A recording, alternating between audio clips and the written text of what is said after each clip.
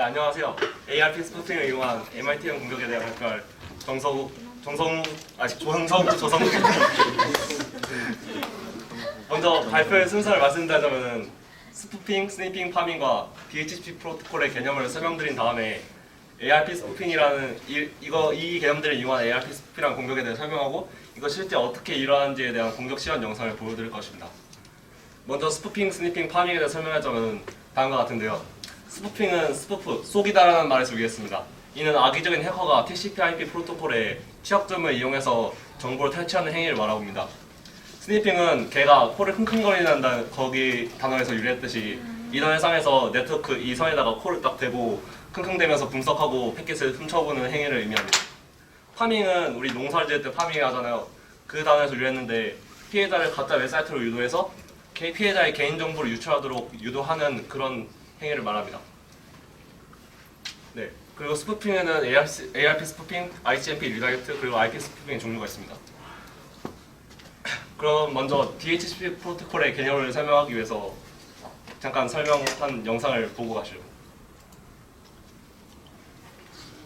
화면이 작아서 잘 안 보일 수 있는데. 진짜 안 보여. 안 보여라. 확대 못해? 소리도 없네. 소리가 없어요. 먹이긴 그래서 컴퓨터가 서버가 어디 있는지 모르잖아요. 그래서 메시지를 전부 보내서 서버 어디 있나 이렇게 쭉 네트워크 전체에 외치는 거예요. 브로드캐스트로. 그래서 서버는 자기 여기 있어요 이렇게 손을 들면서 자기한테 보내는 그 사람한테 메시지를 다시 보내고 서버는 그때 자신의 정보를 제공하고 그때 컴퓨터와 서버의 연결을 활성화시킬 수 있는 그리고 전송자에서 그 정보를 보냄으로 해서 서버와 그 사용자 간의 연결이 활성화되는 그런 내용입니다.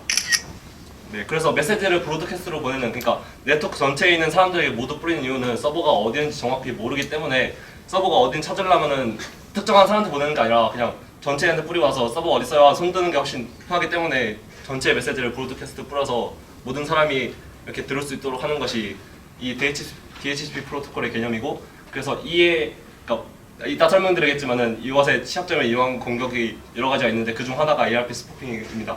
그래서 그것에 대해 설명할 것입니다. 네, 그래서 지금 보는 것은 그러니까 원래 서버마다 할당된 시간이 있어서 그 시간이 지나면 더 이상 그 연결을 쓸 수가 없는데 그 시간을 넘은 것을 쓰고 싶을 때는 사람들이 다시 더 쓰겠어요 하고 서버한테 요청하면은 그 서버가 알겠어요 더 쓰세요 하고 다시 그 메시지를 보내주는 것을 말씀드릴 수 있습니다.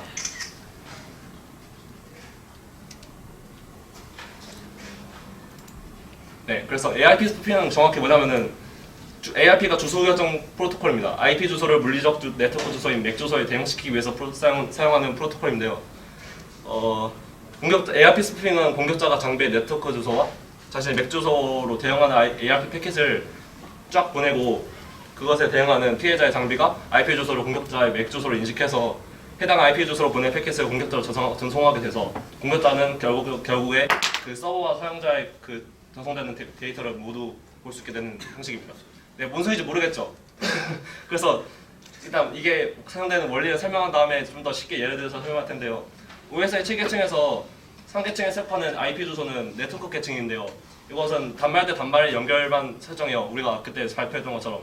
근데 실질적인 데이터의 이동은 2계층인 데이터 링크 계층에서 맥 주소로 변환한 다음에 이루어지기 때문에 IP 주소만으로 연결됐다고 해서 데이터가 이동되는 게 아니라 2계층인 데이터 링크 계층에 속하는 맥 주소가 있어야 하기 때문에 그 데이터의 전송이 이루어지는 것이거든요. 그래서 모든 통신은 이게 게이트웨이를 통해서 매게 되고 피해자는 게이트웨이에 접촉한 다음에 데이터를 전송하지만은 실제 전송 담당은 2계층에 속하는 맥 주소가 있어야 하기 때문에 공격자가 게이트인 척 하면서 맥 주소를 바꿔치기 하면은 그것이 공격자를 진짜로 게이트웨이인 것처럼 생각하게 된다는 겁니다.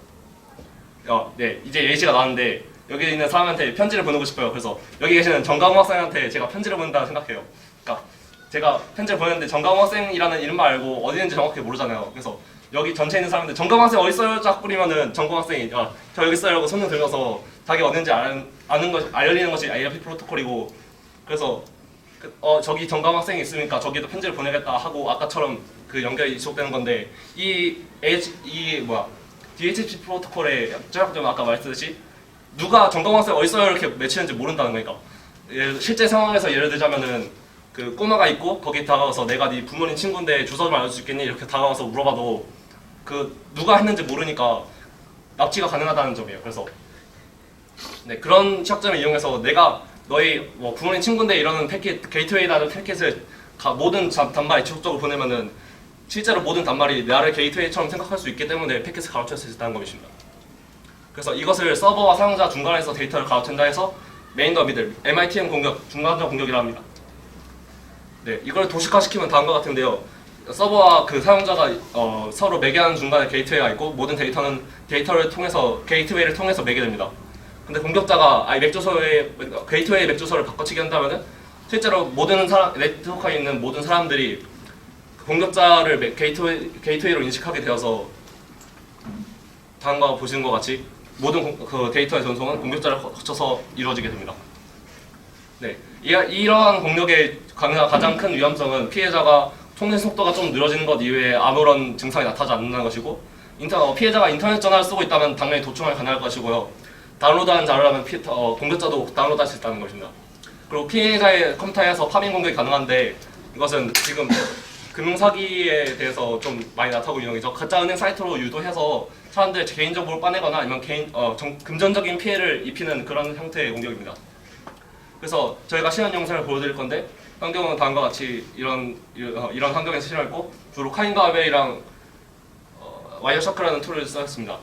주로 실현할 것은 ARP 스피핑으로 MITM 공격을 당한 제 컴퓨터에서 큰 사이에 로그인하고 그걸 지켜보고 있던 공격자가 제가 큰 사이에 로그인할 때 그 전송되는 패키지를 쿠키 값을 설치해서 그 쿠키 값을 사용해서 공격자 컴퓨터에서 제 계정으로 큰 사이에 로그인하는 그런 영상이고요. 네, 쿠키 값은 여기서 뭐냐면은 그 헨젤과 그레텔에서 헨젤과 그레텔이 쿠키를 이렇게 떨구면서 갔다고 글 찾았다는 그런 내용이 있잖아요. 그것처럼 서버에서 웹사이트를 방문할 때 그 사용자의 컴퓨터에 설치하는 작은 메모장 같은 거예요. 메모장에서 이게 방문할 때마다 수시로 바뀌고 이게 사람들이 어떻게 더 빨리 웹에 접근할 수 있도록 도와주는 파일이기 때문에 사용자의 개인정보 같은 것도 포함할 수 있어서 이게 해킹당하면 굉장히 위험하거든요. 그래서 네, 이런 쿠키 값을 탈취함으로써 계정을 탈취하는 것을 실제로 보여드릴 겁니다. 조성 학생이 설명해 줄 거예요. 일단 저는 이제 큰사내 해킹을 시연을 한 영상을 찍어 왔는데요. 이거를 일단 보여드리면서 설명을 하기 전에 아까 정석호 학생이 설명했는데 약간 좀 제가 들어도 어려웠던 것 같아요. 어느 정도 이해가 되셨나요? 다 이해가 되셨나요? 아니요. 안 되셨다면 어느 부분에서 좀 힘드셨나요? 사실 게이트웨이란 말도 지금 좀 영어가 헷갈리시죠? 좀 대답을 해주세요. 네. 지금 한 3명 정도가 고개를 끄덕이셨는데 꽤 많은 분들이 헷갈리실 것 같아요. 게이트웨이를 그냥 간단하게 설명을 드리면 06이라고 생각을 하시면 돼요. 저번에 김도원 학생이 발표를 해준 것 중에 IP 주소가 부족하다고 했었죠? 그거 기억나시나요? 기억나시는 그 중에서 이제 랜 환경에서 IP 주소를 이렇게 따로 분배를 하게 되면 사실 IP 주소가 저번에 굉장히 개수가 적었는데 이렇게 학교에서 사람이 개인 소유가 아닌 컴퓨터들로 IP를 하나씩 다 구하게 된다면 못 쓰겠죠, 결국. 그래서 인터넷에 연결되는 IP 하나만 받아가지고 그 IP를 랜 환경에서 가상 IP를 써서 그 컴퓨터들한테 이렇게 부여를 해줄 수 있게 그렇게 하는 방식을 지금 사용해서 IP 개수가 모자란 것을 땜빵을 하고 있어요. 용어가 전문 용어는 아니지만 땜빵을 그렇게 하고 있습니다. 그래서 거기에서 가장 많이 사용되는 것 중에 하나가 06이죠. 06이가 그런 역할을 해주는데 그렇게 생각을 해보면 이제 컴퓨터들이 서버에 이제 데이터를 보낼 때 06기를 무조건 거치게 돼요. 이제 여기 이해되셨나요? 06기를 무조건 거치게 된다는 거. 06기를 무조건 거치게 되는데 ARP 스피핑은 그것을 악용한 겁니다. 06기는 이제 자기가 06이라고 하는 신호를 이렇게 보내주게 됩니다. 모든 컴퓨터한테. 그래서 자신한테 모든 정보를 보내라라고 이렇게 하는데 그 정보를 ARP 스피핑을 통해서 가짜로 내가 06인 척하고 모든 사람들한테 모든 컴퓨터들한테 나한테 정보를 보내라라고 설명을 한 다음에 이렇게 보낸 다음에 그런 ARP 패킷들을 보낸 다음에 자신이 모든 데이터를 받아서 데이터를 다 읽을 수 있는 상태로 만드는 것을 ARP 스피핑이라고 합니다.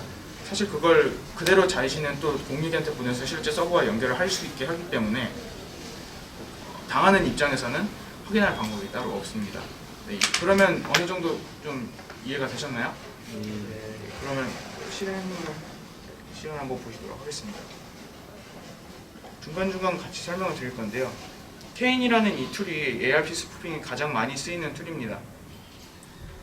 케인은 화면이고요. 뒤쪽에 있는 이 화면이 와이어샤크라고 패킷을 감청을 모을 수 있게 하는 패킷 스니퍼입니다.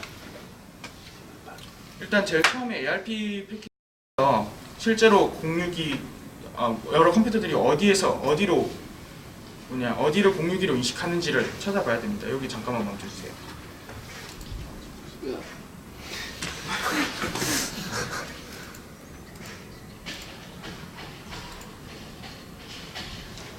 네, 지금 이더넷 카드에서 오는 모든 ARP 패킷을 지금 감청하는 것인데요. 여기 보시면 이제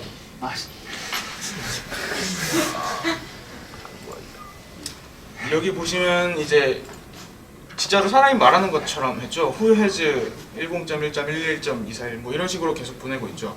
이 패킷을 통해서 저기 뒤에 보면 10.1.11.2한테 알려달라 이런 식으로 말을 하고 있잖아요. 지금 여기서 그러면 2와 3 111.2 그리고 3이 지금 안 나오긴 했는데 3까지 나오더라고요. 위에 나왔네요. 3까지가 데이터를 전송할 때 공유기 역할을 하는 그런 IP 주소라고 볼 수 있습니다. 일단 그렇게 해서 IP 주소를 찾고요. 그 다음에 게이트웨이의 확인이 필요합니다. 원래는 그냥 공유기 IP 타입 같은 공유기를 사용하실 때는 게이트웨이 하나만이 그냥 ARP 모든 데이터를 받기 때문에 원래는 그 게이트웨이만 사용해도 되는데 좀 학교가 크다 보니까 다른 장비들을 쓰다 보니까 이렇게 된 것 같아요. 그리고 이건 케인에서 대상 IP를 고르고 왼쪽은 대상 IP, 오른쪽은 이제 공유기 역할을 했던 IP 주소를 이렇게 골라서 등록시키는 과정입니다. 지금은 이 182 IP는 11.182 IP는 정서구 컴퓨터의 IP고요. 정서구 학생이 썼던 컴퓨터의 IP고요. 네, 지금 이제 보면 정서구 학생이 무슨 사이트에 들어가는지가 여기 이제 나오고 있죠. 서버에서 어디랑 연결이 되는지. 그리고 이제 패킷 캡처링 툴에서 패킷 스니핑 툴에서 이제 IP가 출발점, 그러니까 이 주소에서 출발해서 이 주소까지 가는 것을 따로 필터링해서 걸러내는 모습입니다. 이렇게 되면 이제 여기서 잠시 멈춰주세요.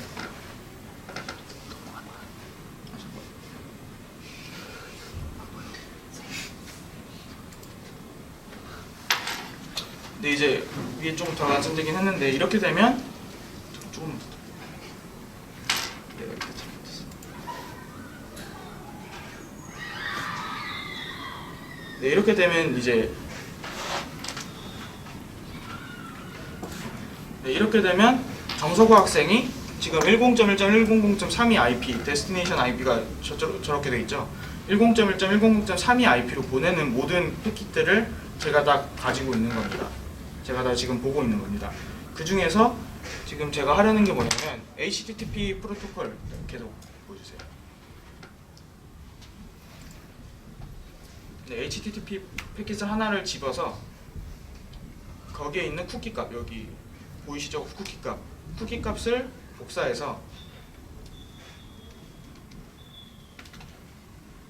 네, 저게 쿠키 값이거든요. 큰산에서 사용하는 쿠키 값인데 이걸 복사해서 큰산에서 로그인을 해보는 시도하는 과정입니다. 쿠키 값 변조를 하는 툴이고요.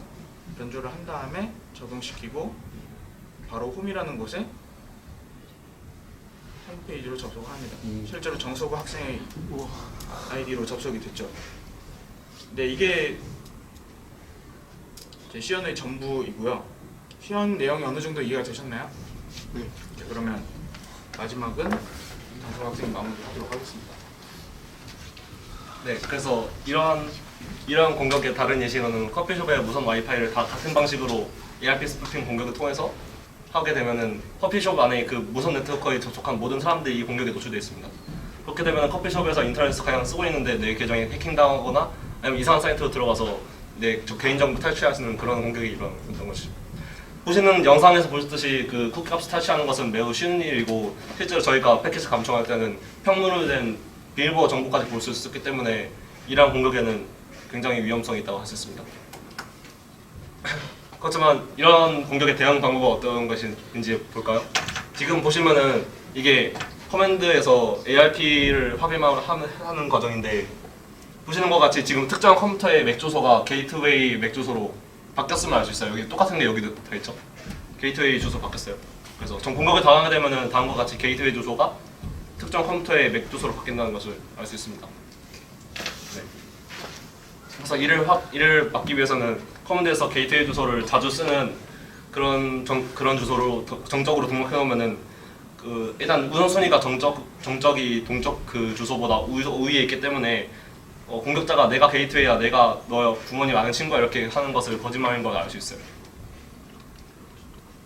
네. 그리고 또한 최신 보안 패치와 백신의 실시간 감시를 통해서 그 모든 공격에 막을 수 있는 출발점이 되겠고요. 그 공공장소에서 막 인터넷 된다고 좋아서 막 와 인터넷 된다고 쓰는 것보다는 신원이 불분명한 무선 네트워크에는 접촉하지 않는 것이 좋습니다. 기업의 경우에는 그 패킷 모니터링을 하는 장비를 통해서 이런 공격을 방어할 수 있습니다. 지금까지 ARP 스피핑을 이용한 MITM 공격에 대한 발표였습니다. 감사합니다.